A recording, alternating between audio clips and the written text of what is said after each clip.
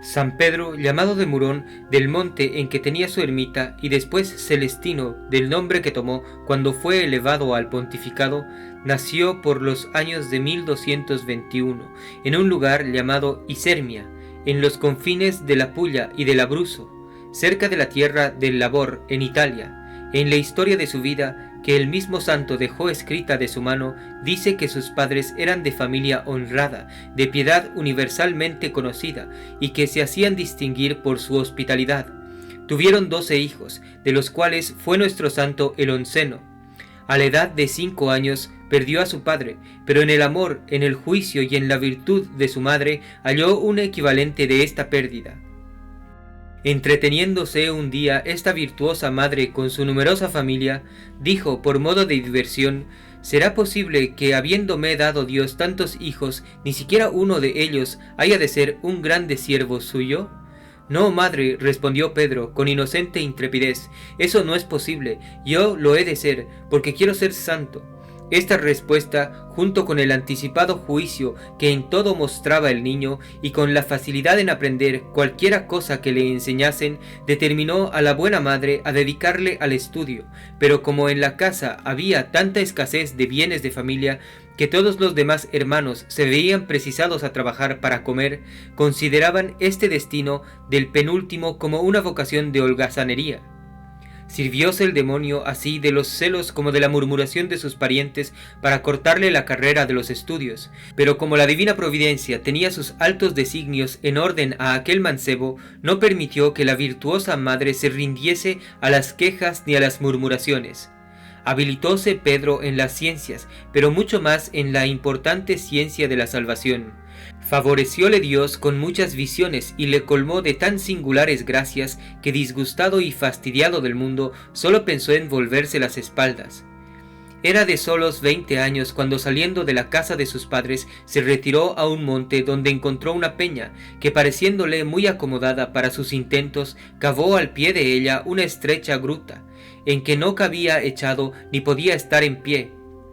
Allí pasó 3 años en asombrosas penitencias y en continuas tentaciones, representándosele con la mayor viveza todos cuantos objetos halagueños y provocativos había visto en el mundo, y apareciéndosele frecuentemente el demonio en varias figuras espantosas. Para resistir a tan furiosos combates no recurría a otras armas que a la oración, a la penitencia y a la protección de la Santísima Virgen, con las cuales, y con la gracia de Dios, consiguió siempre las más gloriosas victorias. Por más que procuró ocultarse, le descubrió su virtud, a cuya fama concurrieron a él muchas personas, que, reconociendo su eminente santidad, le instaron para que se hiciese sacerdote, y al cabo le persuadieron que pasase a Roma para recibir los sagrados órdenes. No pudiendo emprender por entonces el viaje, detenido por la nieve que cubría el monte y cegaba los caminos, hizo reflexión a la sublime dignidad del sacerdocio, se atemorizó y, en vista de su indignidad, mudó de parecer y resolvió no hacerse en su vida sacerdote.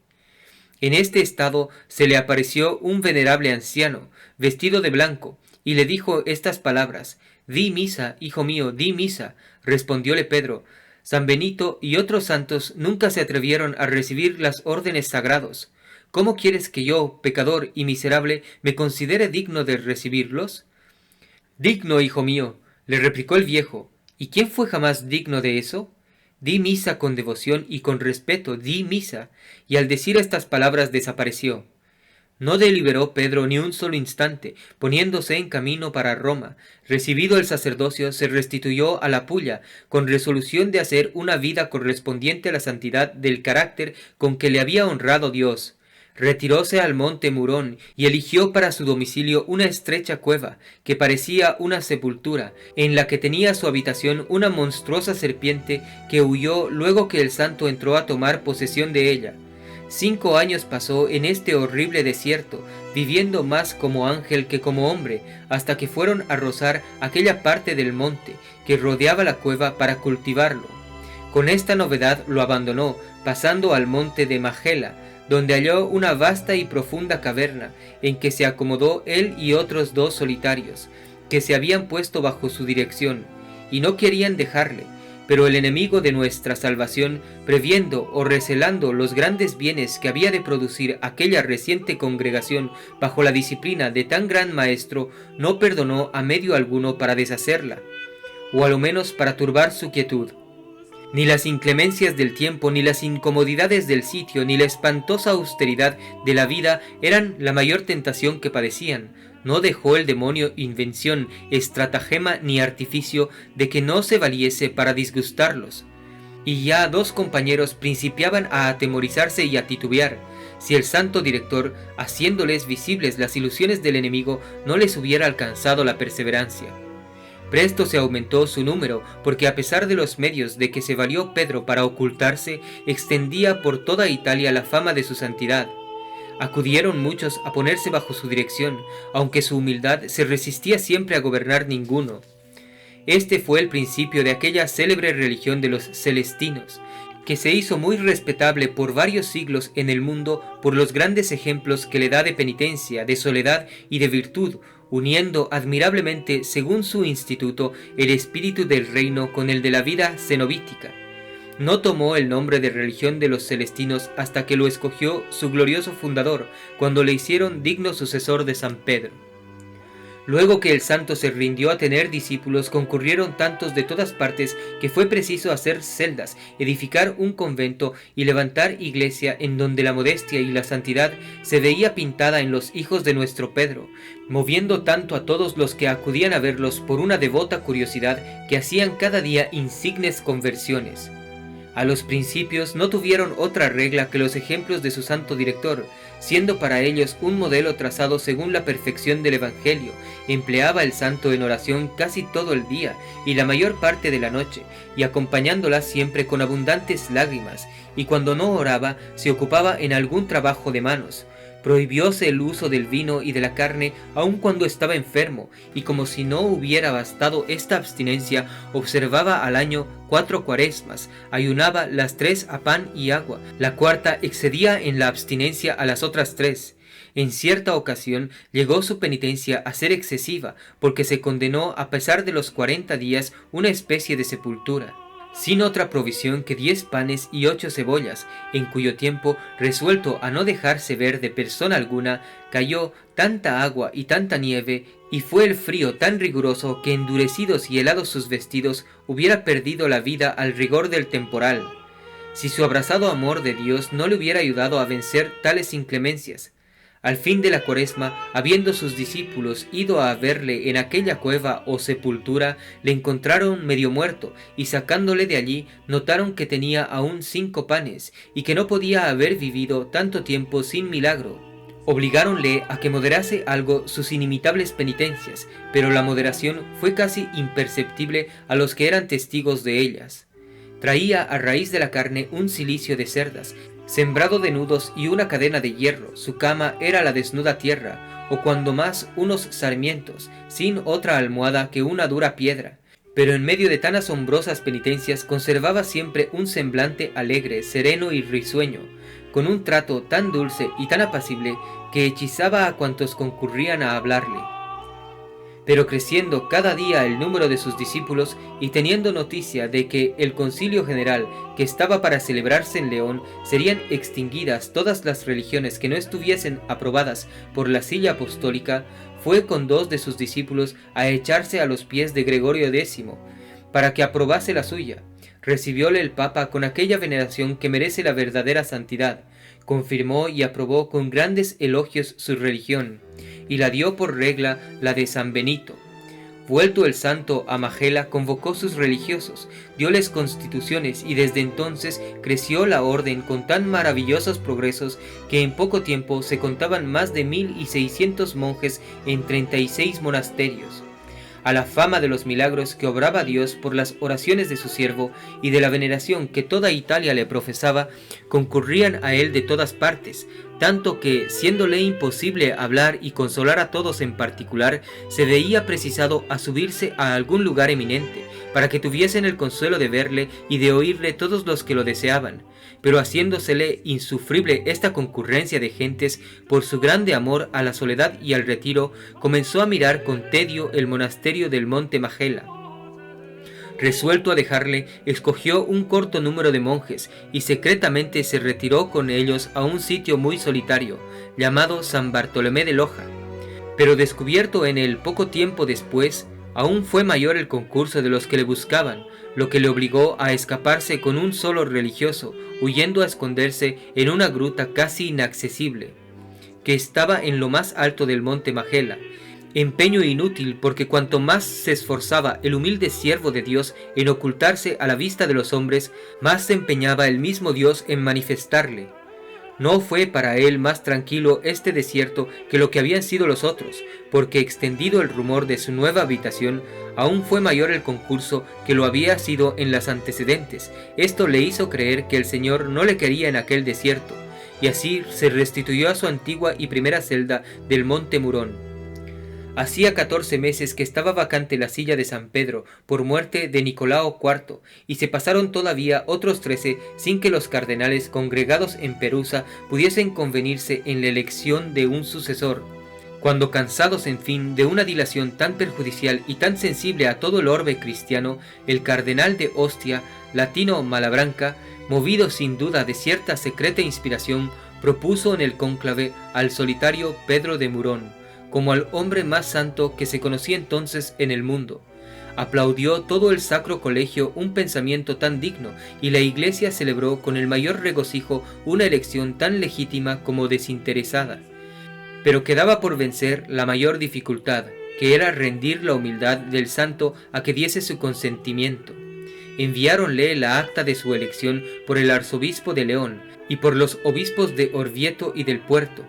con 2 notarios apostólicos y una carta muy reverente, pero muy enérgica, en que le suplicaban no se opusiese a la voluntad de Dios, resistiendo a su elección, y concluían pidiéndole que se dignase pasar cuanto antes a Perusa.